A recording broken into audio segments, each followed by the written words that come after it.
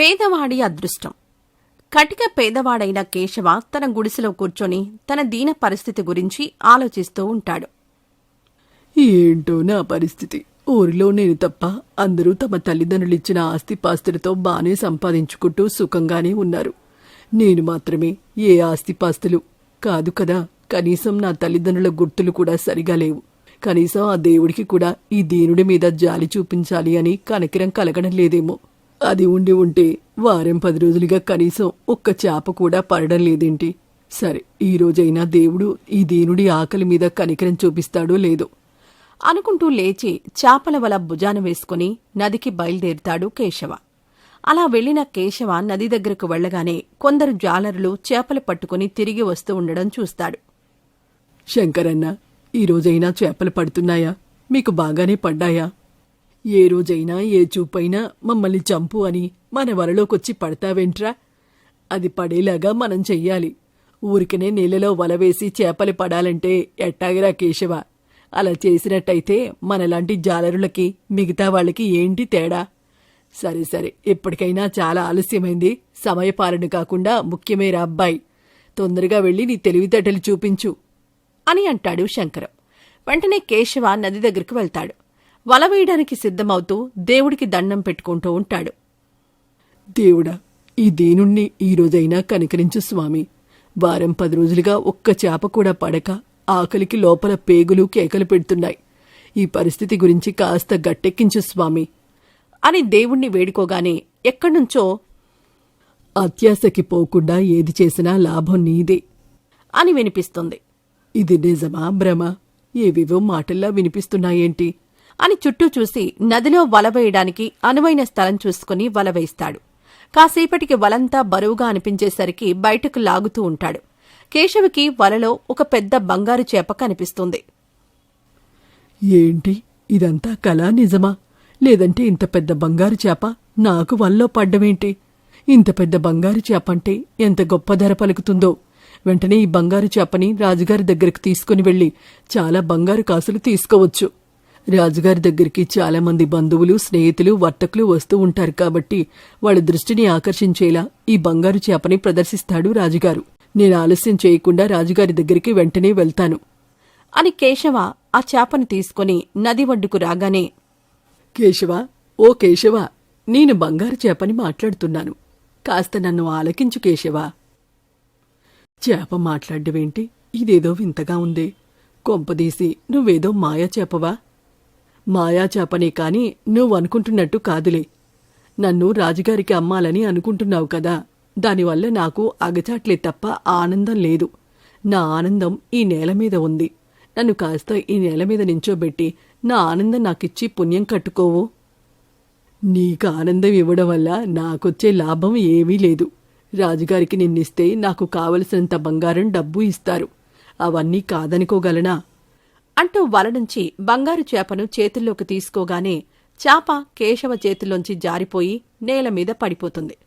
వెంటనే ఆ చేప ఒక అందమైన దేవకన్యలా మారిపోతుంది. పిచ్చి కేశవ, నేను దుర్బుద్ధిని పరీక్షించే సద్బుద్ధి దేవతను. ఇలా ఒక్కొక్కరికి ఒక్కోలా ప్రత్యక్షమై వాళ్ల బుద్ధిని పరీక్షిస్తూ ఉంటాను. నీవు నీటిలో వల వేయకముందే నిన్ను అత్యాశకి పోకుండా ఏది చేసినా నీకు లాభమే అని నిన్ను హెచ్చరించాను. అయినా కూడా నువ్వు ఆ మాటను పెడచెవిన పెట్టి అత్యాశకు పోవాలనే చూశావు. నాకు దొరికిన అరుదైన సంపద రాజుగారికి బేరం పెట్టాలని చూశాను. అది తప్పెలా అవుతుంది? అయినా నేను కష్టపడిన దాని ప్రతిఫలం నేను ఆశించడం కూడా తప్పవుతుందా? నువ్వు కష్టపడి సంపాదించిన దానిపై ప్రతిఫలం ఆశించడం ఎట్టి పరిస్థితుల్లో నీ తప్పవ్వదు. కాని నీకు దొరికింది ఎప్పటికీ నీ కష్టం అవ్వదు. నువ్వు ఇన్ని రోజులు చేపలు పట్టడానికి వచ్చే నదిలో చేపలు పట్టడానికి చేసే ప్రయత్నం నీ కష్టం. కాని ఇలా బంగారు చేప పడగానే రాజుకి అమ్మి ఆ చేప మాట్లాడుతున్నా తన గోడు చెప్తున్నా పట్టించుకోకపోవడం నీ అత్యాశ. అర్థమైందని అనుకుంటున్నాను అని దేవకన్య మాయమైపోతుంది. కేశవ ఆ విషయం గురించే ఆలోచిస్తూ ఉండగా కాసేపటికి పక్కనే కొంత దూరంలో శాంతమ్మ బంగారు చేపని పట్టుకోవడం చూస్తాడు కేశవ. కేశవుని అడిగినట్టుగానే ఆ బంగారు చేప శాంతమ్మతో తనని రాజుకివ్వొద్దని, నేలపై వదిలేయమని అడగడం మొదలుపెడుతుంది. చేప మాట్లాడ్డమేంటో నాకు శానా విడ్డూరంగా ఉంది. సరే, ఏదైతే ఏమిలే, ఒక జీవి తనకు ఆపద అని చెప్తోంది. మన కోరికల కంటే పక్క జీవిని ఆనందపరచడంలోనే కదా అసలైన ఆనందం అని ఆ చేపకి చెప్తూ ఆ బంగారు చేపని నేలపై ఉంచుతుంది శాంతమ్మ. వెంటనే ఆ బంగారు చేప ఒక అందమైన దేవకన్యలా మారిపోవడమే కాకుండా ఒక బంగారు కలశం నిండా బంగారు నాణాలు వజ్రాలతో నిండిన కలశంతో ఉంటుంది. శాంతమ్మ, నీ జాలి గుణానికి నేను మెచ్చాను. ఇదిగో నేను మెచ్చి నీకిస్తున్న బహుమతి. ఇలా పరోపకారం చేయదలిచిన ప్రతి వారికి జీవితం ఏదో ఒక నాటికి ఖచ్చితమైన బహుమతి లభిస్తుంది అని ఆ బంగారు కలశాన్ని శాంతమ్మ చేతుల్లో పెట్టి దేవకన్య మాయమైపోతుంది. ఇదంతా గమనిస్తూనే ఉన్న కేశవ తనలో తాను ఇలా అనుకుంటాడు. నిజంగా ఆలోచిస్తే జాలరులందరూ పొద్దు పొడవకముందే నదికొచ్చి చేపలు పడుతూ ఉంటే నేను మాత్రం చలి అని నిద్ర సరిపోలేదని నానా రకాల కారణాలతో ఎప్పుడో పొద్దెక్కిన తర్వాత గాని నదికి రావడం లేదు. ఆలస్యంగా వచ్చేసరికి కాసేపు అటు ఇటు తిరగగానే ఎండ కలిసిపోతున్నాను. కాబట్టి వెంటనే ఇంటికి వెళ్ళాలి అని అనుకుంటున్నాను. నేను చేసే పని కంటే నా అలసత్వం, మందబుద్ధి మాత్రమే కనిపిస్తున్నాయి. ఇకపోతే నా వలలో పడింది నిజమైన బంగారు చేపే అయి ఉంటే రాజుగారి దగ్గరకు తీసుకుని వెళ్లి ఉంటే స్వేచ్ఛగా నదిలో తిరిగే చేపని చిన్న నీటి కొలనులో బంధించినట్టే అవుతుంది కదా. చేప వదిలేయమని అడుగుతున్నా నేను అత్యాశతో ఆలోచించి రాజుగారి దగ్గరకు తీసుకుని వెళ్లాలని అనుకున్నాను తప్ప ఒక్కసారి కూడా చేప పరిస్థితి గురించి ఆలోచించలేదు. అలా చేప స్థితి గురించి ఆలోచించిన శాంతమ్మకి అదృష్టం వరించింది. నాకు ఎప్పటిలాగానే ఈ వలే మిగిలింది. నా ధర్మం నేను పాటిస్తాను. దైవకృప ఇంకెప్పుడూ అత్యాశకి పోకుండా నా పని నేను చేసుకుంటాను అని తిరిగి నదిలో వల వేస్తాడు కేశవ. ఆశ్చర్యంగా కేశవ వలలో చాలా చేపలు పడతాయి. వాటిని చూసి ఆశ్చర్యపోవడం కేశవ వంత అవుతుంది. వెంటనే వాటన్నింటినీ తన బుట్టలో వేసుకుని ఊరిలో అమ్మడానికి వెళ్తాడు. అమ్ముడుపోయిన చేపల వల్ల వచ్చిన లాభంతో ఆహారం కొనుక్కొని కడుపు నిండా తింటాడు కేశవ.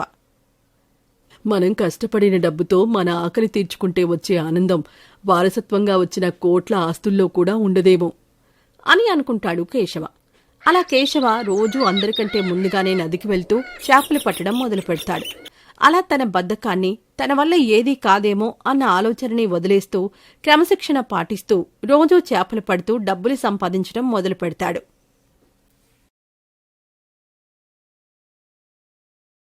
కేశవ పొలంలో పనిచేస్తూ ఉండగా నర్సయ్య అక్కడికొచ్చాడు.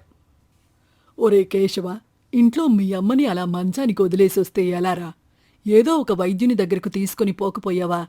అప్పుడేమైనా రోగం తగ్గి కాస్త మునుపట్లా మారే అవకాశం ఉందేమో కదా. వైద్యుడి దగ్గరికి తీసుకుని పోయినప్పుడల్లా అప్పటి వరకు కూడబెట్టిన డబ్బులన్నీ అయిపోతున్నాయి. కానీ ఏం లాభం ఉండడం లేదు. మళ్ళీ కొద్ది రోజుల పాటు కష్టపడి డబ్బులు కూడబెట్టడం, ఇంకొక వైద్యుడి దగ్గరకు తీసుకుని పోవడం, మళ్ళీ అక్కడ కూడా నయం కాకపోతే మళ్ళీ కూడబెట్టుకోవడం, ఇంకొకటి దగ్గరకు తీసుకుని పోవడం. ఇలా ఇప్పటికీ సుమారు మన ఊరిలో ఉన్న 5 వైద్యులతో కలిపి మొత్తం 8 నుంచి 9 మంది దగ్గరికి తిప్పాను. కానీ అమ్మకేమైందని ఎవరూ సరిగా చెప్పడం లేదు. మళ్ళీ ఇలా పనులు చేసి డబ్బులు కూడబెడుతున్నాను. చూస్తూ చూస్తూ అమ్మని అలా వదిలేయలేను కదా. అందరి వైద్యుల దగ్గరకు తిప్పావులే కాని ఒకరిని మర్చిపోయావురా. అంత గొప్ప వైద్యుడా తాత? ఎక్కడ ఉంటాడో చెప్పు, వెంటనే వెళ్ళి కలుస్తాను. మన ఊరిలోనే ఉంటాడు, కాని వైద్యుడు కాడు, తాయెత్తులు కడతాడు. ఎంత పెద్ద రోగమైనా ఇట్టే నయమైపోతుంది అంటే నమ్ము. అబ్బా, చెప్పావులే తాత, మా అమ్మ చెప్పినట్టే చెప్తున్నావు. తాయెత్తు కట్టుకుంటే రోగం నయమయ్యేటట్టయితే ఈ వైద్యులెందుకు, ఈ చదువులెందుకు? అందరూ తాయెత్తులు కట్టడమే నేర్చుకునేవాళ్లు కదా. నీలాంటి వాళ్లతో ఇదేరా సమస్య. చూసి తెలుసుకోరు, చెబితే నమ్మరు. నువ్వు నమ్మిన రోజు నువ్వే నమ్ముతావు. ఇది ఒకరు చెప్తే అర్థమయ్యేది కాదు. ఖచ్చితంగా చెప్తున్నా, ఏదో ఒకరోజు నువ్వు మీ అమ్మని అతని దగ్గరికి తీసుకుని వెళ్ళి తాయెత్తు కడతావు చూడు. నా నమ్మకం నాది, నీ మూర్ఖత్వం నీది. సరేగాని ఆకలేస్తుంది. అవ్వ ఈరోజు ఏం కూర చేసింది? కనీసం ఈరోజైనా కూర చేసిందా, లేక పచ్చడి మెతుకులేనా? ఈరోజు పప్పు చేసింది.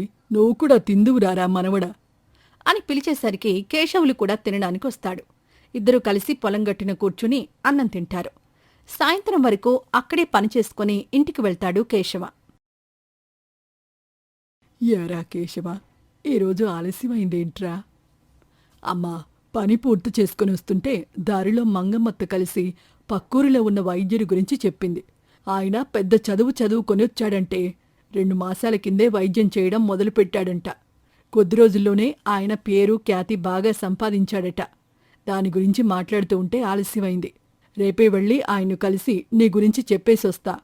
నీకెన్నిసార్లు చెప్పాన్రా, ఒకసారి మన ఊరిలో ఉన్న అతని దగ్గరికి వెళ్ళి ఒక తాయెత్తు పట్టుకురమ్మని. నేను కూడా చాలాసార్లు చెప్పానమ్మా, తాయెత్తుకి రోగం ఎలా తగ్గుతుంది అని. మందు కడుపులో పడితే అది ఒంట్లో పనిచేస్తే రోగం తగ్గుతుంది, కానీ తాయెత్తు దారం కడితే ఎలా తగ్గుతుందమ్మా? మీలాంటి మూఢనమ్మకాలు నమ్మేవాళ్ళు ఉండబట్టే అలాంటి వాళ్ళు డబ్బులు సంపాదిస్తున్నారు. నేను రేపు వెళ్ళి ఆ వైద్యుణ్ణి కలిసేసొస్తాను. సరేరా, నీ ఇష్టం. ముందైతే అన్నం తిను, మళ్ళీ పొద్దున్నే వెళ్ళాలి అంటున్నావు కదా.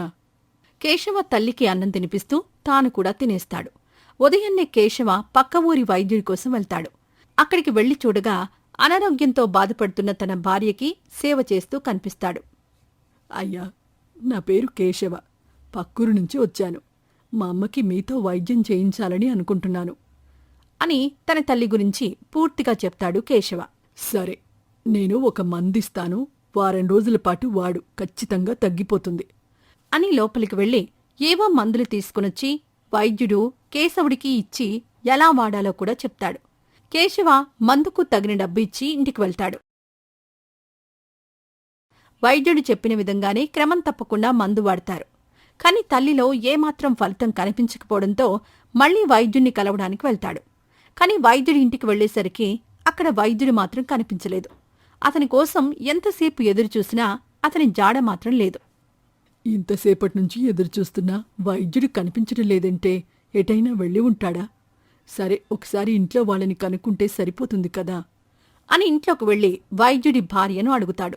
ఎంతకీ తనకు వచ్చిన జబ్బు తగ్గకపోవడంతో పక్కూరికి వెళ్లి తాయెత్తు తీసుకురావడానికి వెళ్లాడని చెప్తుంది ఆమె. ఏంటి, ఈయన ఒక వైద్యుడు అయ్యుండి తాయెత్తు కొనుక్కురావడానికి వెళ్ళాడా? ఇదేదో విచిత్రంగా ఉందే. ఆయన నిజంగా వైద్యుడేనా, లేక వైద్యం పేరు చెప్పి జనాలను మోసం చేస్తున్నాడా? సరే, అక్కడికి వెళ్ళి ఆయన్ని కనుక్కుంటే సరిపోతుంది కదా అని తాయెత్తు కట్టే చోటికి వెళ్తాడు. అప్పుడే తాయెత్తు తీసుకుని వస్తున్న వైద్యుడు కనిపిస్తాడు. అయ్యా, మీరసలు వైద్యులేనా, లేక వైద్యం పేరుతో ప్రజలను మోసం చేస్తున్నారా? లేకపోతే అంత చదువు చదివిన మీరు ఇలా తాయెత్తు మీద ఆధారపడ్డమేంటి? నాకైతే అంతు చిక్కడం లేదు. డబ్బు కోసం మాటలు చెప్పి అమ్మడమయ్యా ఈ పని. దీన్ని మీరెలా నమ్ముతున్నారు? కేశవ, నా భార్యకి నా వైద్యం మీద కన్నా ఈ తాయెత్తు మీదే ఎక్కువ నమ్మకం ఉంది. ఎన్ని మందులు వాడినా నమ్మకం లేని చోట వైద్యం నిలబడదు. అందుకే తన నమ్మకం గురించి ఈ తాయెత్తుని తీసుకుని వెళ్తున్నాను. ఇప్పుడు తీసుకుని వెళ్ళి నా భార్యకి కడతాను. జబ్బు తగ్గితే నా మందు వల్ల తగ్గిందా, తాయెత్తు వల్ల తగ్గిందా అని అనవసరం. నా భార్య సంతోషంగా ఉండడం నాకు ముఖ్యం అని చెప్పేసి వెళ్ళిపోతాడు. కేశవుడు కూడా కాస్త ఆలోచనలో పడి తాయెత్తు తీసుకోవడానికి ఇంట్లోకి వెళ్తాడు. బాబూ కేశవ, వైద్యుడు నువ్వు మాట్లాడుకుంటుంటే నేను విన్నాను. నీకొక విషయం చెప్తాను, కాస్త పక్కకొస్తావా? చెప్పండి. చూడు బాబూ, నేను డబ్బు కోసం ఈ పని చేస్తున్నాను నిజమే, కానీ కేవలం డబ్బు కోసం మాత్రమే చేయడం లేదు. చిన్న చిన్న జబ్బులకి కూడా భయపడేవాళ్లయ్యా మన ప్రజలు. నేనీ తాయెత్తులో మహత్యమేమీ పెట్టడం లేదు. వాళ్ళకి నమ్మకాన్ని ఇస్తున్నాను. వాళ్ళు జబ్బు తగ్గిపోతుంది అని నమ్మకం ఇస్తున్నాను. వాళ్ళు తగ్గుతుందని నమ్ముతున్నారు కాబట్టి వాళ్ళ ఆత్మస్థైర్యమే ఆ జబ్బుని తగ్గిస్తుంది. నేను వాళ్ళకిచ్చేది ఈ సత్తు రేకు బిళ్ళని కాదు, వాళ్ళ జబ్బు తగ్గుతుందన్న నమ్మకాన్ని. ఆ నమ్మకమే వాళ్లను నిలబెడుతుంది. నీకింకొక విషయం చెప్తాను విను. నా భార్యకి నీలాగే నా తాయెత్తుల మీద నమ్మకం లేదు. తనకొచ్చింది సాధారణ జ్వరం మాత్రమే. ఇందాక నీతో మాట్లాడాడే ఆ వైద్యుడి దగ్గరికి వెళ్ళి మందు అడిగాను. ఆయన అలసటతో వచ్చిన జ్వరానికి ఏ మందు అవసరం లేదు, కాస్త ఎక్కువ నిద్రపోతే సరిపోతుంది అని చెప్పాడు. కాని నా భార్య నమ్మలేదు. తనకేదో అయిపోతుంది అనుకుని అప్పుడు ఆయన వచ్చి మంచినీళ్ళని వేడిచేసి ఇచ్చి మందు అని చెప్పి తాగించాడు. నా భార్య నమ్మకంతో తాగింది. జ్వరం తగ్గింది. దీనికి కారణం నమ్మకం కాదంటావా? అయ్యా, ఇన్ని రోజులు ఇవన్నీ మూఢనమ్మకాలని తలిచాను. కాని మనం ఏదైనా బలంగా కోరుకుంటే జరుగుతుంది అన్న విషయాన్ని మరిచాను. మీరు మా అమ్మకి ఒక తాయెత్తివ్వండి. అది తీసుకువెళ్ళి మా అమ్మకి కడతాను. ఆ నమ్మకంతో అయినా అమ్మ జబ్బు తగ్గుతుందేమో చూస్తాను. చూడు బాబు, కేవలం తాయెత్తు మీ అమ్మ నమ్మకం నిలబడుతుంది. కానీ ఒంట్లో ఉన్న జబ్బు తగ్గాలంటే వైద్యుడిచ్చిన మందును కూడా ఇవ్వు. ఆ మందు మీ అమ్మ శరీరంలో ఉన్న జబ్బుని తగ్గిస్తుంది. నేనిచ్చే తాయెత్తు మనసులో ఉన్న భయాన్ని తగ్గిస్తుంది అని అంటాడు. తర్వాత ఒక తాయెత్తు తయారుచేసి కేశవుడికిస్తాడు. కేశవుడు ఆ తాయెత్తు తల్లికి కట్టి వైద్యుడిచ్చిన మందు కూడా వేస్తాడు. అలా కొద్ది రోజులు గడిచేసరికి తన తల్లి లేచి తిరగడం చూసిన కేశవుడు ఎంతో సంతోషిస్తాడు. వెంటనే వైద్యుడి దగ్గరకు మరియు తాయెత్తులు కట్టే వ్యక్తుల దగ్గరకు వెళ్లి తన తల్లి ఆరోగ్యం మెరుగుపడిన విషయం తెలిపి ఇద్దరికీ కృతజ్ఞతలు చెప్తాడు. అలా కేశవుడు తన తల్లితో హాయిగా జీవిస్తూ ఉంటాడు.